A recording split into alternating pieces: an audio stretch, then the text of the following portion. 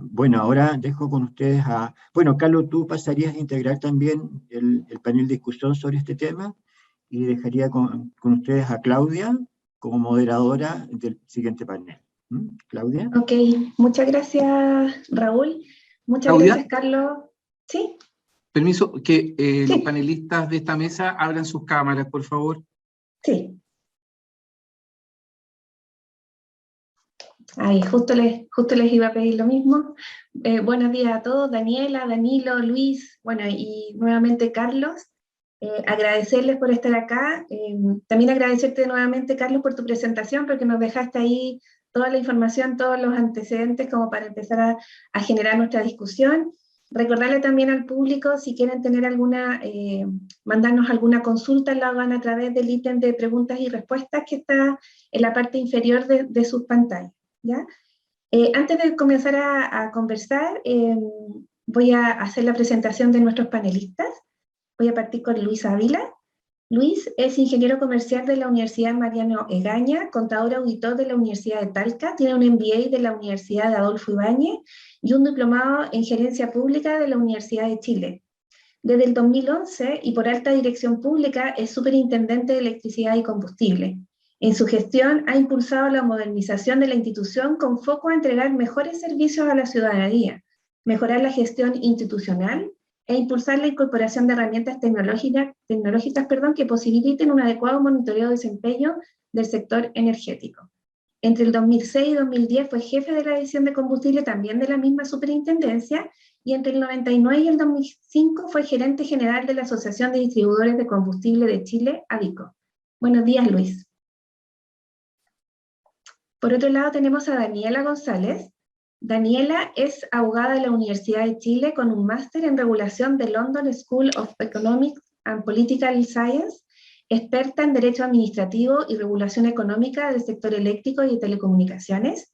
Además tiene una extensa y reconocida experiencia en el sector público, especialmente en materia de derecho constitucional, administrativo y regulatorio. Actualmente es socia directora del Domo Legal y anteriormente fue gerente de asuntos legales del SEDECSIN, jefe de gabinete y coordinadora de la agenda regulatoria de la Subsecretaría de Telecomunicaciones, jefa de gabinete de la Secretaría Ejecutiva de la CNE y coordinadora de asesores de la Directora Nacional del Servicio Nacional de Menores. Buenos días y bienvenida, Daniela.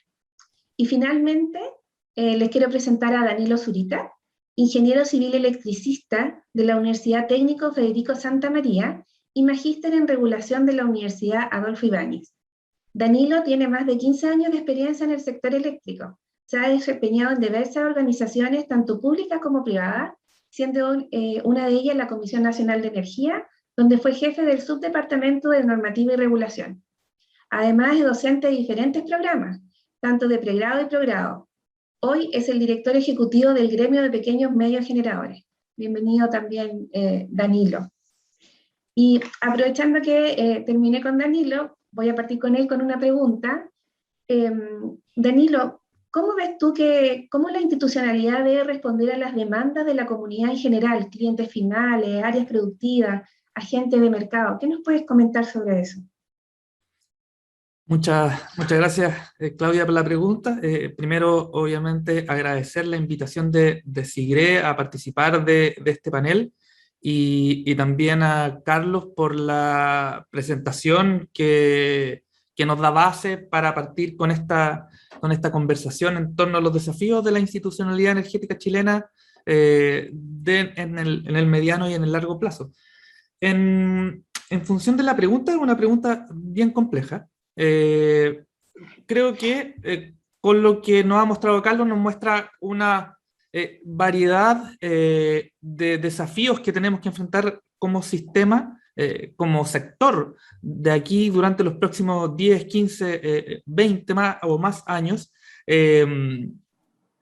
tanto en la composición de la materia energética, en cómo abastecemos con seguridad y calidad de servicio a la demanda, cómo innovamos en este sistema, de repente un sistema un poco más, un sector quizás a veces tradicionalista y que de repente se ve un poco, no digo desorientado, pero sí mareado, porque están entrando nuevas y otras formas de entender y de conceptualizar lo que nosotros vemos como productos energéticos y que van en el área del suministro, de la generación, del transporte de energía, etc.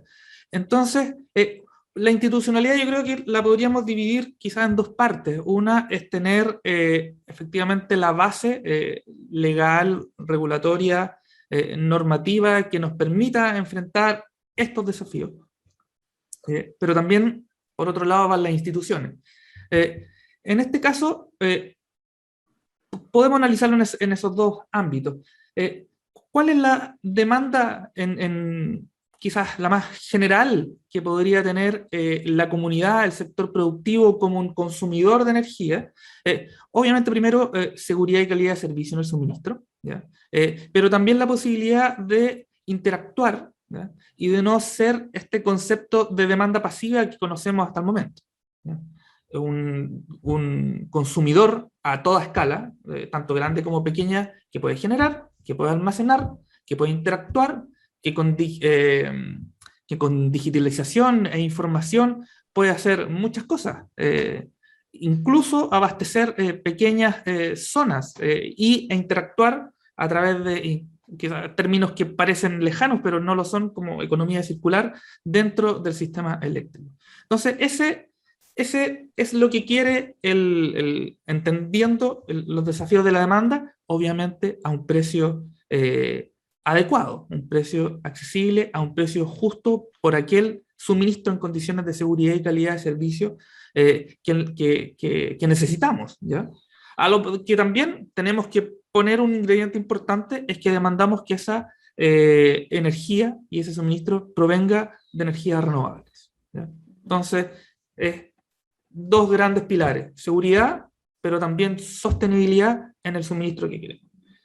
Y en la vereda opuesta, se podría decir, o complementando esta visión, están efectivamente aquellos que son los promotores de este suministro, tanto en el sector de generación como en el sector de transmisión, en el sector de distribución, y en la innovación en general, que obviamente necesitan la certeza, las señales económicas y legales necesarias para poder realizar sus actividades de manera segura, lo que nosotros llamamos como la certeza jurídica.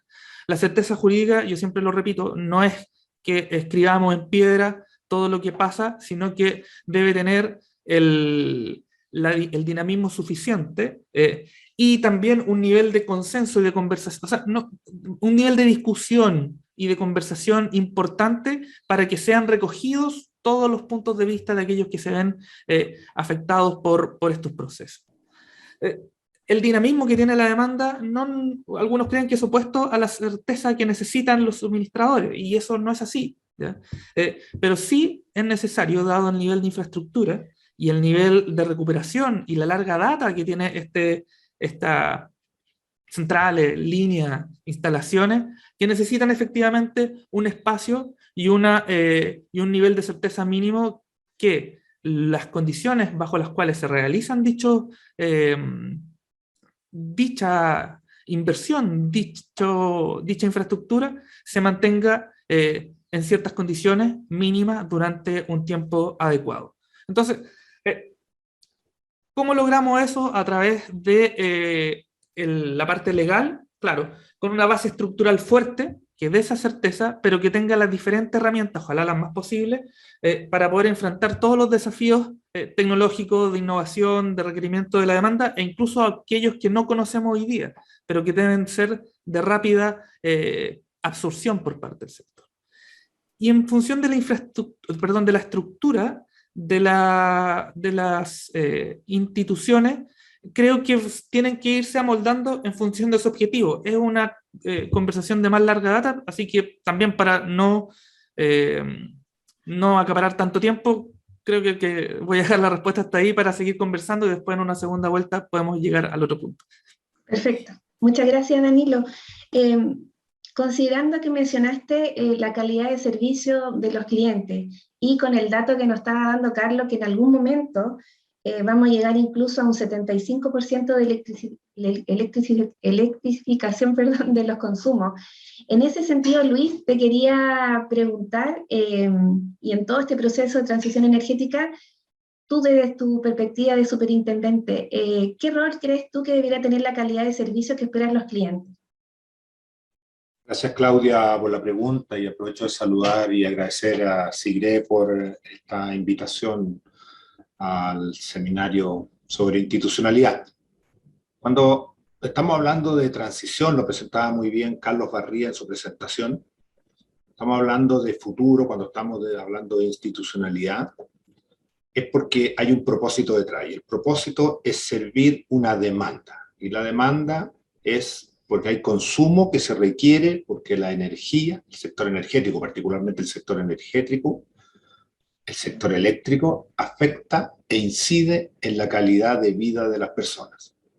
Entonces, en lo profundo, la suficiencia del sistema, contar con un sistema que sea capaz de responder en lo macro, pero a la vez, cuando estamos más bien entre especialistas, no siempre estamos tan atentos a lo que podríamos llamar el nivel de detalle, y es cómo las personas, los consumidores, grandes, chicos, medianos, esencialmente los habitantes y las habitantes de un país, están recibiendo la calidad de servicio. Y su evaluación es bien lejana respecto de esta industria y de toda la sofisticación y complejidad que tiene el sector eléctrico en sí, que es bastante complejo y bien de especialista. Y lo que ven es si enciende o no enciende la luz, una cuenta mensual, la continuidad o falta de continuidad y lo que afecta a ella en la vida familiar. Como país tenemos buenos números si nos comparamos con Latinoamérica. Es decir, Chile viene reduciendo significativamente en los últimos años, medido por estándar internacional, las horas de continuidad de suministro que tenemos en el país. Hemos estado los dos últimos años en torno a las 12 horas. Estoy aquí considerando tal cual le llega la continuidad a un hogar promedio a nivel país.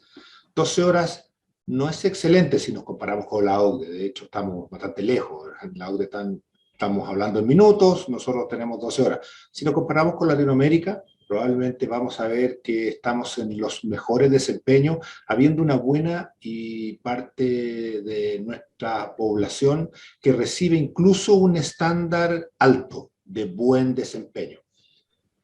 Cuando descomponemos estas 12 horas y abrimos a nivel regional, nos vamos a dar cuenta que no todas las regiones, no en todos los lugares se recibe el mismo nivel de servicio. Y tenemos regiones que en lugar de ir en la senda que quisiéramos, que es de reducción y de mejora, van con algunos niveles de aumento y en algunas localidades en particular, por diversas razones que podremos analizar en detalle en otro momento, tienen una calidad de servicio que evidentemente los indispone cuando se enfrenta a una industria que quiere a lo mejor desarrollar otro tipo de proyectos en la zona. Ven un grupo, un sector que no les brinda la calidad, no les brinda el servicio. Lo estamos viendo en el nivel de reclamos, que es la otra parte que miramos en la superintendencia, cómo se aproxima esta industria a las personas. Quizá ahí tengamos tareas pendientes. Probablemente, como es un sector monopólico, esencialmente en la distribución, donde funciona en base a concesiones y donde las conexiones son absolutamente dependientes de la ubicación geográfica donde estén los clientes, entonces ese elemento de la competencia, de buscar a los clientes, de encantar a los clientes, de mantener satisfechos a sus clientes, no es una de las prioridades más altas que pudiera tener el desarrollo de esta industria. Y eso, evidentemente, que la gente lo percibe. El año 2020 cerrado en la superintendencia batimos el récord en la historia, así como batimos el récord en la historia también como país de menores interrupciones en Chile, por fuertes exigencias de norma técnica, habrá que decirlo, también, que se han hecho más exigentes en Chile. También batimos el récord en cantidad de reclamos que la ciudadanía colocó en la superintendencia. Estamos hablando de sobre 100.000 reclamos. Y por ello que no cabe duda que en un país que se está electrificando, lo decía muy bien la presentación que antecedió de Carlos, siendo Chile uno de los países también que en Latinoamérica tiene el mayor consumo eléctrico per cápita, entonces la calidad de servicio, la continuidad de servicio, la calidad de la atención que ven los clientes es una variable fundamental que debe estar en el centro absoluto del direccionamiento tanto del esfuerzo que hagamos como país en el corto, mediano y largo plazo, como de la institucionalidad que se apunte a lograr y a mejorar esos indicadores en nuestro país. Clarísimo, clarísimo. Muchas gracias por tu respuesta, Luis. También quiero tomar también otro comentario que hizo Danilo respecto a la certeza jurídica. Y ahí, Daniela, te quería preguntar que, dado toda esta contingencia actual que ha hecho que en algunas instancias la credibilidad de las instituciones haya disminuido, ¿cómo logramos mantener o lograr una mayor credibilidad de manera sostenible, tanto a nivel regulatorio como jurídico? Buenos días a todos. Claudia, gracias por invitarme a participar en este panel. Siempre es muy relevante conversar temas de institucionalidad que a veces no son tan contingentes, pero generar masa crítica sobre estos temas que normalmente se estudian y como debiese ser en forma pausada por sus impactos de largo plazo, es muy bienvenido. Y directo a contestar tu pregunta, permítame hacer un poquito de historia. Precisamente el concepto del compromiso creíble, como se denomina en la academia, por parte de crear este compromiso creíble por parte de los gobiernos que estaban llevando adelante importantes procesos de privatización y liberalización de ciertos sectores, especialmente de las utilities en Europa, hizo que el modelo de agencias independientes, especialmente de reguladores independientes, tomara una gran relevancia y se esparciera por el mundo a contar de la década de los 90 sobre todo.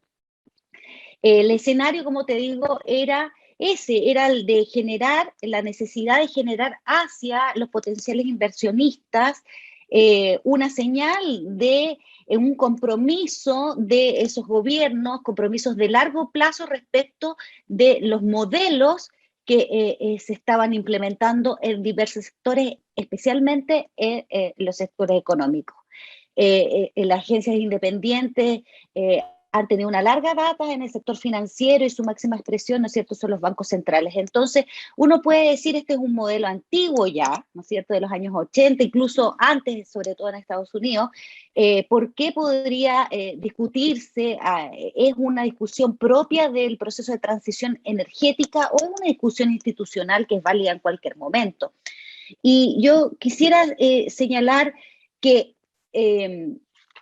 precisamente en estos escenarios de incertidumbre, como el que vivimos hoy día, es muy actual conversar sobre la necesidad de tener organizaciones o estructuras o instituciones que permitan contribuir a generar este compromiso creíble de cara a la ciudadanía y los actores de los respectivos mercados. Porque estamos viviendo distintos tipos de incertidumbre, la propia de la transición energética que nos va a llevar a una matriz energética y sobre todo de generación eléctrica muy diversa a lo que nos conocemos hoy día, con impactos necesariamente en la forma de organización del mercado. Tenemos también la incertidumbre propia de la rápida, lo decía muy bien José Venegas, de los rápidos cambios tecnológicos que no solamente agregan o permiten modificar el mercado de generación, sino que también cambian la forma en que se gestionan los recursos. El cambio político y el contexto social actual también es, y lo podemos conversar más adelante, un elemento que introduce entonces incertidumbre en la época actual y por ello es muy pertinente conversar sobre la necesidad o no de tener una agencia independiente. Y uno puede preguntarse para qué rol, ¿no es cierto? Obviamente que las agencias independientes se han desarrollado más masivamente en el ámbito regulatorio. Y el ámbito regulatorio puede comprender diversas funciones que hoy día nosotros las tenemos distribuidas entre distintos organismos. Normalmente tiene que ver con la fijación tarifaria, pero también con la fijación de normas, ¿no es cierto?, de carácter técnico, pero también en otros países tiene que ver con la generación de información y con la fiscalización. Son partes habituales de las atribuciones de un regulador independiente. Y en el ámbito internacional, los organismos internacionales han puesto a disposición de los gobiernos distintos estudios que les permiten decir, oiga, pero ¿cuándo es pertinente, cuándo es necesario, cuándo sería bueno introducir una figura de un regulador independiente en un determinado sector? Y me gustaría mencionar algunos de estos elementos. Uno es cuando precisamente se necesita que sea percibido, que sea entendido el regulador como objetivo e imparcial. Por necesidades de inversión, por ejemplo, ahí existe una necesidad de que sea percibido y sea visto como una institución objetiva e imparcial que toma decisiones de esa naturaleza. También es muy necesario cuando el gobierno o el Estado participa de ese mismo mercado y se necesita entonces un tercero independiente que asegure la competencia o neutralidad respecto de los distintos actores públicos y privados que compiten en un mismo mercado. Y también cuando las decisiones del regulador afectan intereses particulares y se requiere que esas decisiones sean percibidas, entendidas por todos como imparciales. Si nosotros respondemos a todo esto que sí se necesita esto, entonces hay una buena señal de que se necesita un regulador independiente para generar un compromiso creíble de largo plazo, para dar señales de estabilidad regulatoria. Es súper importante en este ámbito la señal o lo que aporta este tipo de organizaciones a la idea de la consistencia y la predictibilidad de los resultados de un proceso regulatorio. La necesidad de abordar potenciales conflictos de interés y la necesidad de desarrollar expertise regulatoria son entonces factores que pueden definir, avanzar en esa dirección, pero también hay algunos factores que te dicen, ojo, cuidado, si es necesario o no hacer este tipo de modificaciones. Y uno de esos elementos es precisamente cuando tú estás en un periodo de profundas transformaciones que hace que las políticas públicas que normalmente son adoptadas y que deben ser adoptadas, las decisiones de política, por los representantes populares, por decirlo de alguna manera, sea el legislativo, sea el ejecutivo, dependiendo del tipo de sistema político que tenga un país, cuando no están claras, cuando están veremos en revisión, entonces efectivamente probablemente se necesitan organismos o un regulador que esté más cerca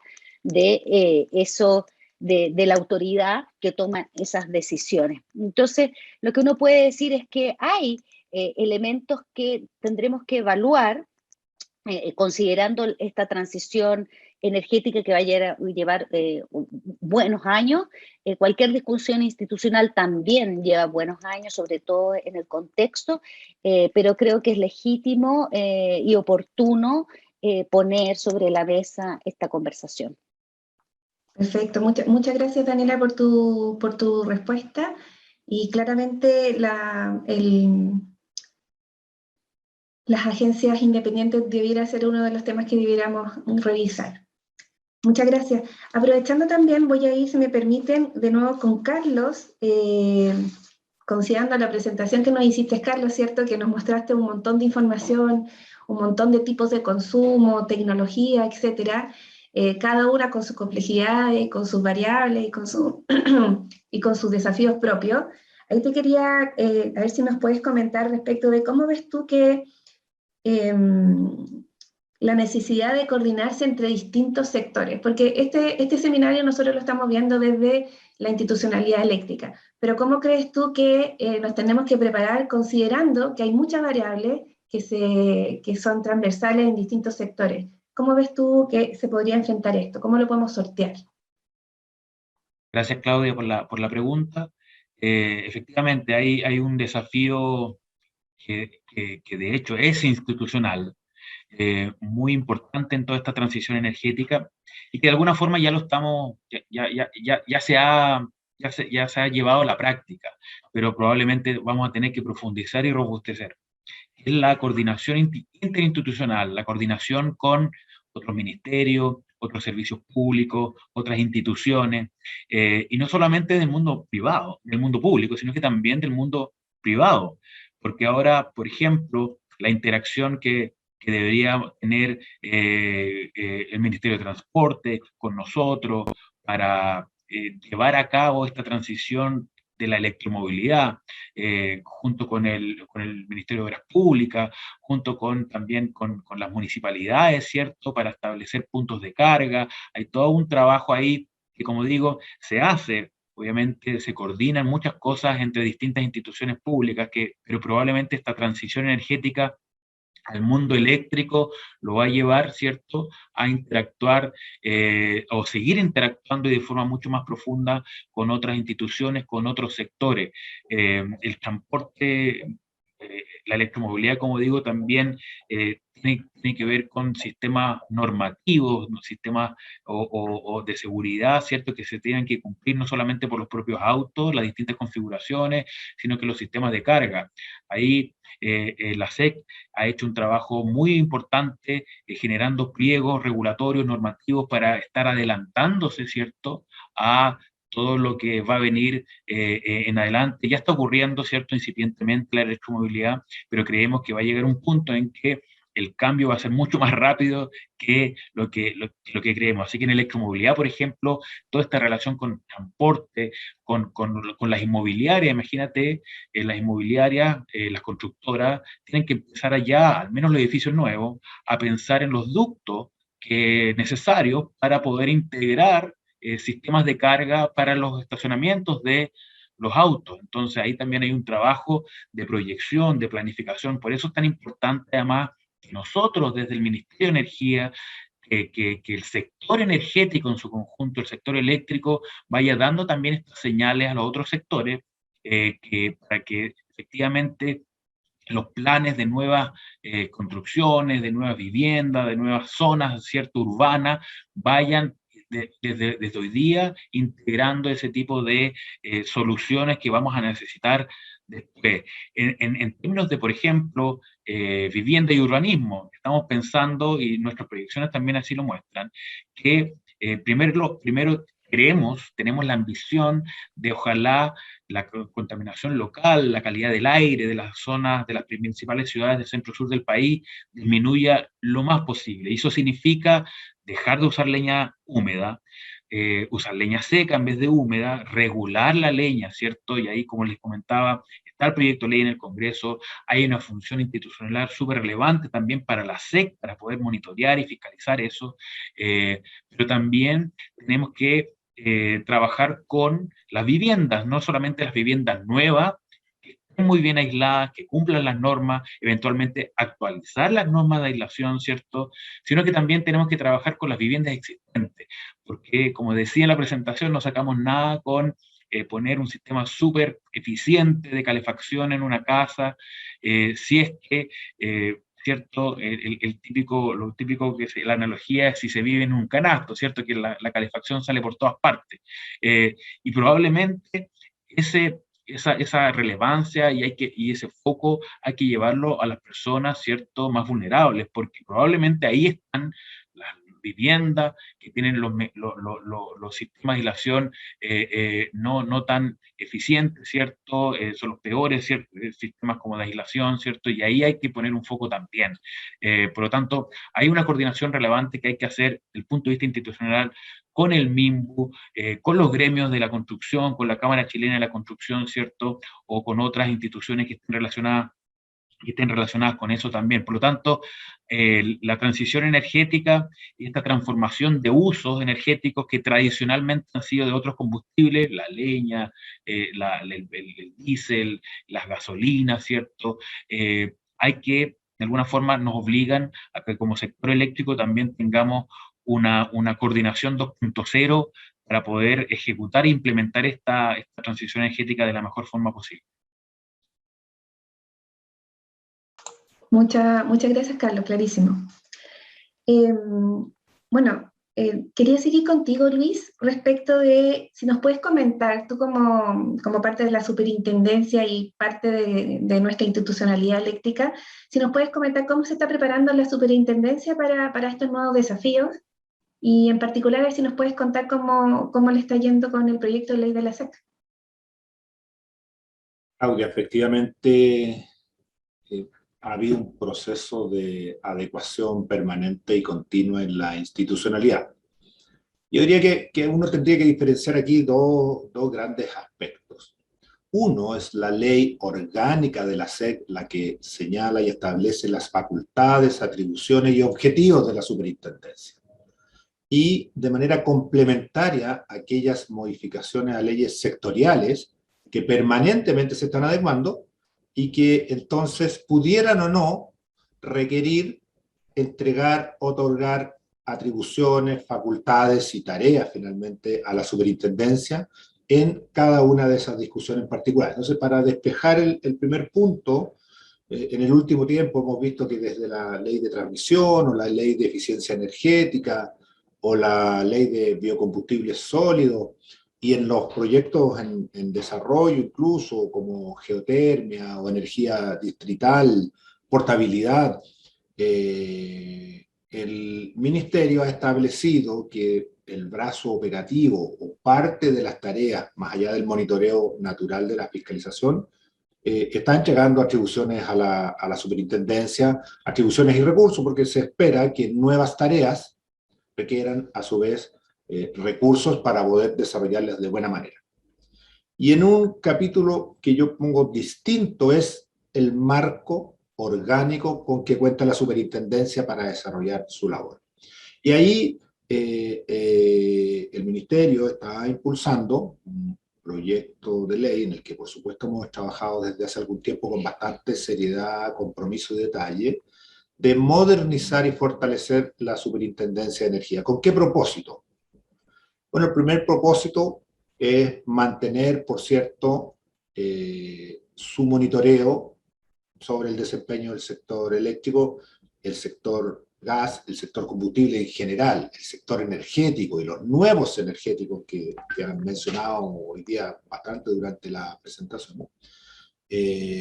Y por tanto, se requiere contar con herramientas a la altura que permitan monitorear el desempeño y ejercer esa fiscalización, con la finalidad de ver dónde está el nivel de cumplimiento y si la reglamentación normativa y las leyes se están desarrollando y ejerciendo de buena manera por los distintos actores.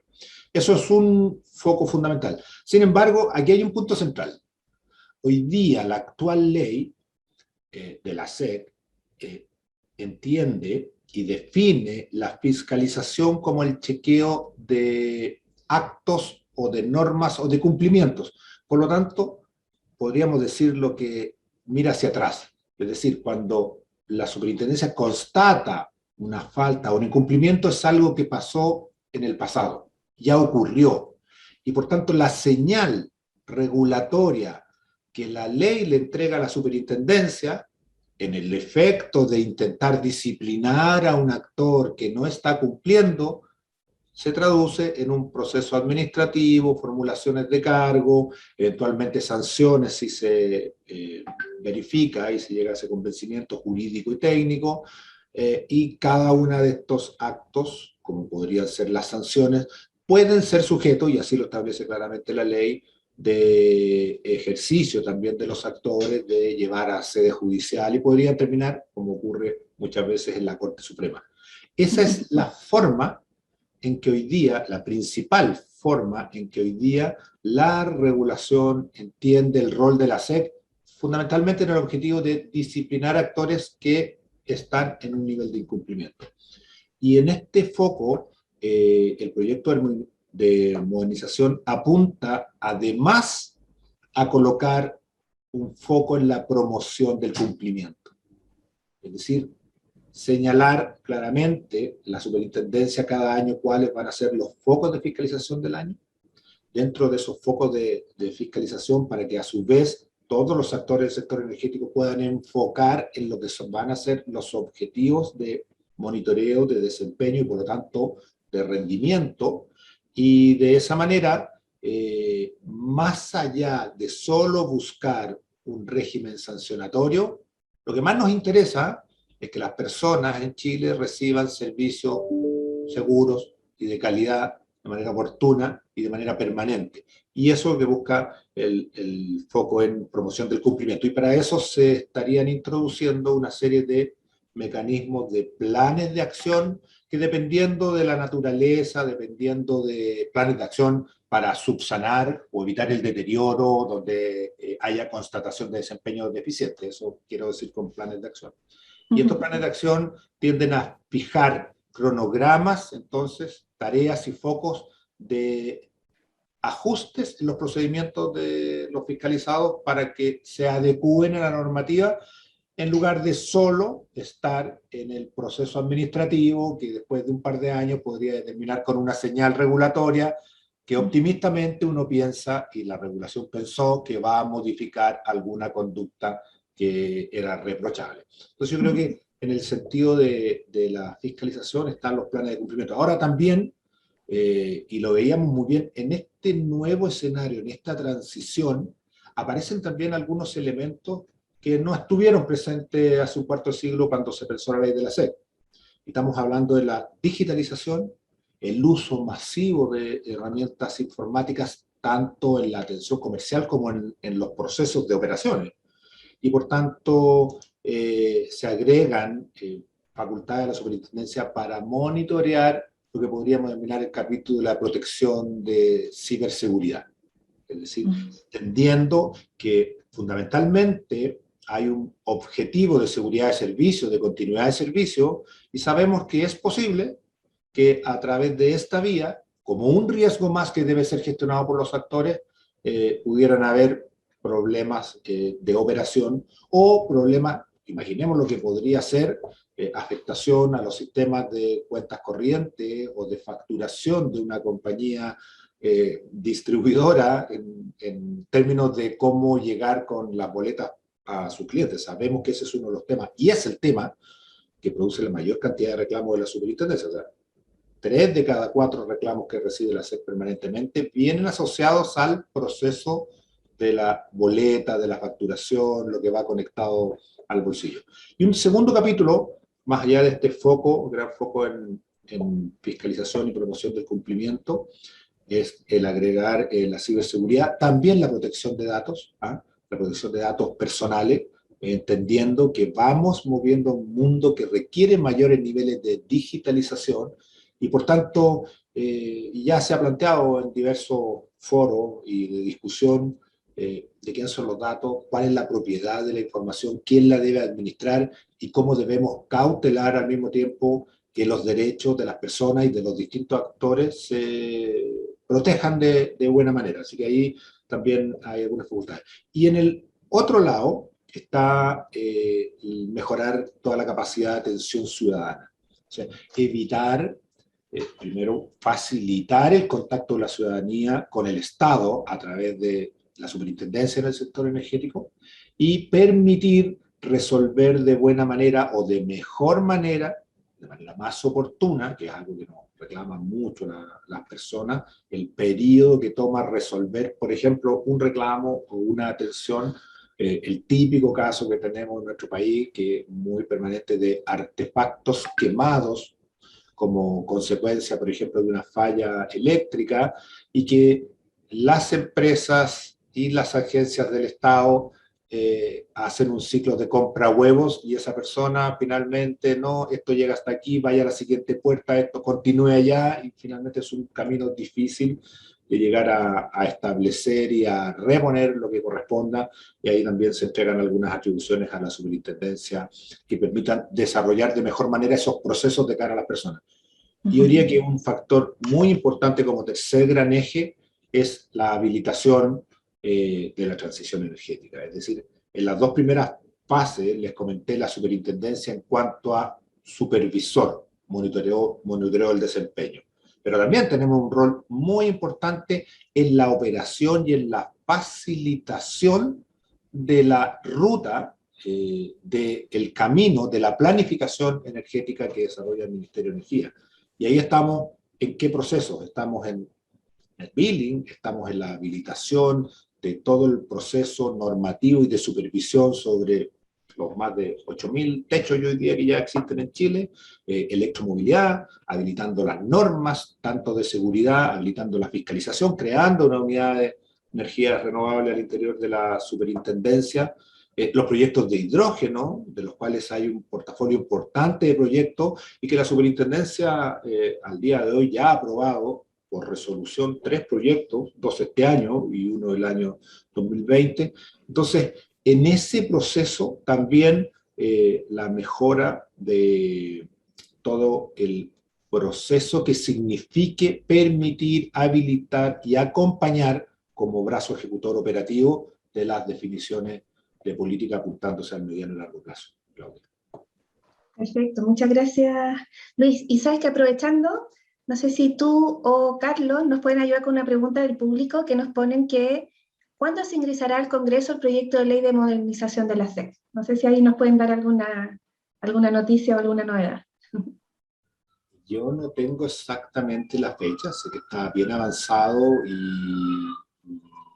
manos hoy día del Ministerio de Energía, quien es que finalmente tiene que definir, pero recordemos que este lunes el subsecretario presentó frente a la Comisión de Minería y Energía las prioridades legislativas energéticas, y dentro de ellas, más allá de biocombustibles, presentó la ley de modernización de la SEC, para transformarla en una superintendencia finalmente de energía.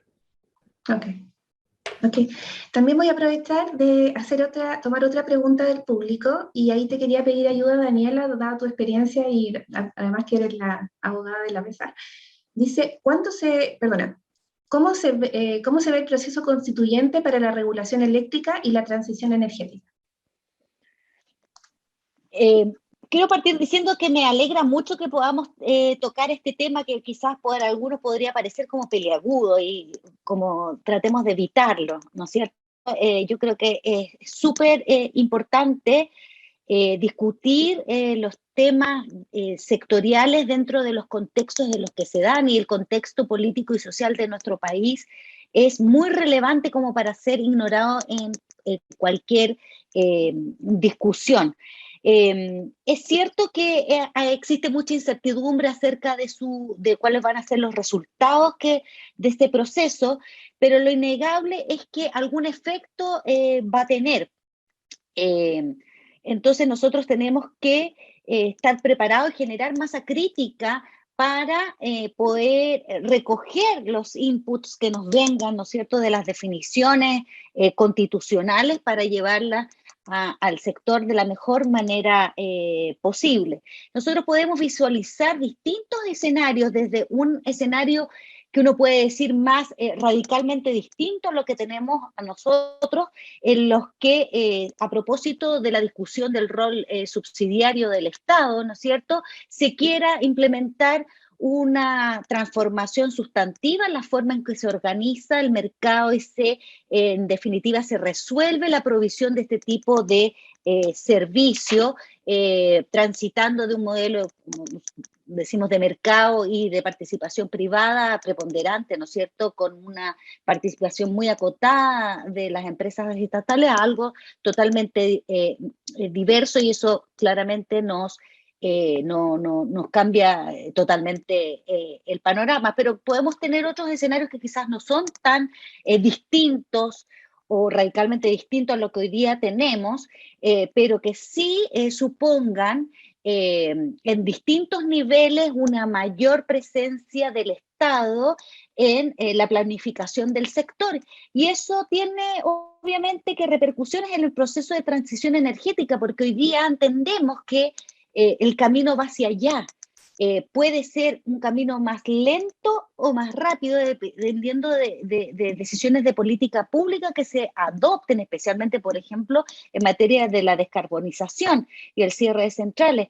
Pero es un proceso que va para allá. Si se otorgan mayores, obviamente, poderes o atribuciones al Estado, la definición de, por ejemplo, la matriz de generación, se abandona la neutralidad tecnológica, esas decisiones que se puedan tomar en ese contexto, obviamente que pueden alterar el camino natural de la transición energética. Yo veo otros aspectos que pueden afectar la forma en que el Estado se organiza para efectos de cumplir con sus funciones, cualesquiera que ellas sean. Y creo que nosotros tenemos que tener en consideración tres elementos o tres aspectos que se van a definir en el proceso constituyente. Uno es el grado de descentralización. Nosotros hoy día entendemos la organización de las funciones del Estado en el sector sumamente centralizada. Somos un Estado unitario en un ministerio, ¿no es cierto?, con organismos con distintos organismos descentralizados y un par de organismos autónomos como el panel y el coordinador, y una tenue descentralización del ministerio, desconcentración a través de las seremías o la superintendencia de sus direcciones regionales o oficinas regionales. Eso debiese cambiar.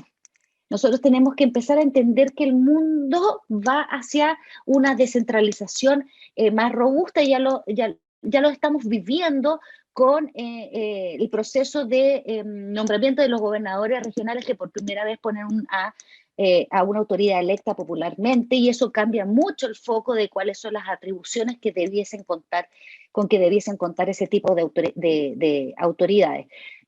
Como dije, el rol subsidiario del Estado, la mayor o menor presencia del Estado en la planificación del sector y de las empresas estatales en el sector también debiese ser un elemento que obviamente que impacta en la forma de organizarlo. Dijimos que uno de los factores más relevantes para decidir si se requiere, por ejemplo, una agencia independiente en el sector es si el Estado participa en ese mercado y se requiere un tercero imparcial que entonces dicte cumpla ese rol. El sistema político también va a tener que ser definido por el proceso constituyente, y vamos seguramente a transitar desde este sistema normalmente se nombra como hiperpresidencialista hacia uno que que se acerque más hacia un parlamentarismo. Y ustedes dicen, bueno, ¿y qué tiene que ver eso con el sector eléctrico? Bueno, porque los sistemas políticos tienen mucho que ver con los sistemas de control de las organizaciones, de los órganos que cumplen las funciones públicas. Mientras más cercano estemos hacia el parlamentarismo, ¿no es cierto?, uno debiese esperar más mecanismos de control de las organizaciones estatales hacia el Congreso, es decir, cambia los stakeholders, respecto de quiénes se hace o quiénes hacen la accountability de las organizaciones, y eso marca mucho la dinámica y las culturas organizacionales. Y también, y con esto voy a terminar, es muy probable, y ojalá que así lo sea, que se avance hacia establecer ciertos estándares institucionales transversales. Hoy día eso existe, está en la Ley Orgánica de Bases Generales de la Administración del Estado, donde se dice, bueno, hay ministerios, hay servicios públicos, hay seremía, y también hay algunos organismos autónomos de carácter constitucional, pero a lo largo de los años se han ido generando ciertas soluciones sectoriales ad hoc, ¿ya? Cada sector, ¿no es cierto?, tramita sus leyes y cada sector define las soluciones institucionales apropiadas para resolver sus desafíos. Eso puede parecer bueno, pero en realidad no lo es tanto.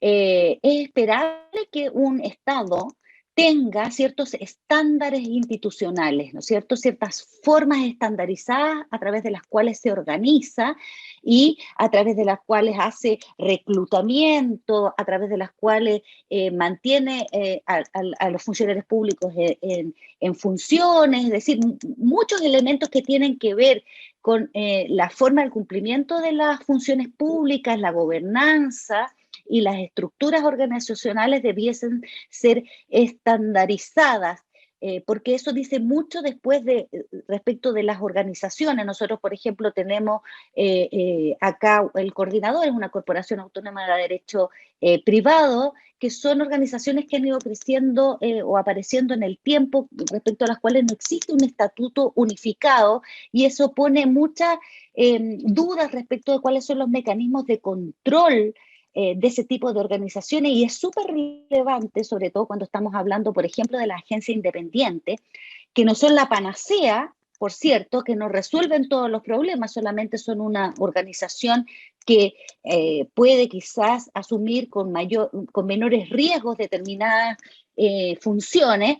Tienen también un lado negativo, y el lado negativo, o más bien su principal cuestionamiento, es su legitimidad democrática. Hay caballeros que están y señoras que están puestos ahí, que no los ha elegido nadie o no responden, ¿no es cierto?, a las autoridades electas, sino que tienen otros mecanismos de nombramiento. Entonces, es súper relevante cuando uno crea organismos independientes, es que sean absolutamente transparentes, tengan un mecanismo de accountability muy robusto y de control. Si se falla en eso, yo creo que existe más riesgo de tener un organismo independiente que de no tenerlo. Entonces, todos estos elementos, como digo, que pueden influir. Yo espero que el proceso constitucional, ¿no es cierto?, concluya. Después de eso va a venir un largo proceso para adaptar nuestra forma de organización a los cambios que deriven de ello. No va a ser una cuestión automática, probablemente va a ser un proceso que dure tanto o más como que la transición energética, pero hay ciertos elementos que uno va a poder ir viendo y tomándolos como inputs necesarios para generar los ajustes institucionales que sean los mejores para abordar los desafíos que nos vemos enfrentados en este sector, pero entendiendo el contexto en el que nos situemos. Perfecto, muchas gracias por tu respuesta, Daniela. Tengo otra pregunta también para Danilo, antes de volver también a preguntas que pudieran llegar del público. Danilo, ¿qué importancia le ves al contar de diagnósticos generales y válidos para no solo los cambios institucionales, sino también para el orden jurídico y económico en general? Gracias, Claudia. Primero, uno de los desafíos de trabajar, de hacer teletrabajo, y estoy en mi casa ahora, es que a mi vecino se le ocurrió empezar a taladrarear ahora, así que de repente se aparece un ruido extraño. Ojalá no los moleste y me puedan escuchar bien. Pero bueno, vamos a la pregunta. Creo que, fíjense que hemos hablado de diferentes cosas que le van a pasar al sistema eléctrico. Y obviamente todos también conocemos en qué punto estamos hoy día, tanto técnico, sistémico, regulatorio, institucional. Y este trabajo que ha hecho SIGRE es muy importante para pararnos en el día de hoy con esa visión de futuro y saber efectivamente cuáles son los desafíos institucionales que tenemos que seguir tenemos que tomar en función de lo que le va a pasar al sistema durante los próximos 10, como lo comentamos delante, durante el mediano o largo plazo. El diagnóstico es muy importante porque básicamente es el punto de partida para entrar en este camino. Todos podemos tener distintas visiones de cuáles son las herramientas para solucionar o para trazar esta senda que tenemos que recorrer, ¿ya? Pero por lo menos tenemos que ponernos de acuerdo en cuál es el diagnóstico. Muy bien lo dijo Daniela, hay ciertas preguntas que se deben hacer, en este caso el regulador, para ver cuál es su nivel de influencia y de acción en función de lo que queremos que pase. Y no quizás empezar rápidamente a poner soluciones sin saber cuál es el problema. Hemos escuchado de que energía se parezca al Banco Central, hemos escuchado de que energía se parezca, o en este caso la Comisión Nacional de Energía, tenga una dirección colegiada, no unipersonal, algo así como la Comisión del Mercado Financiero, pero esas soluciones ¿a qué responden?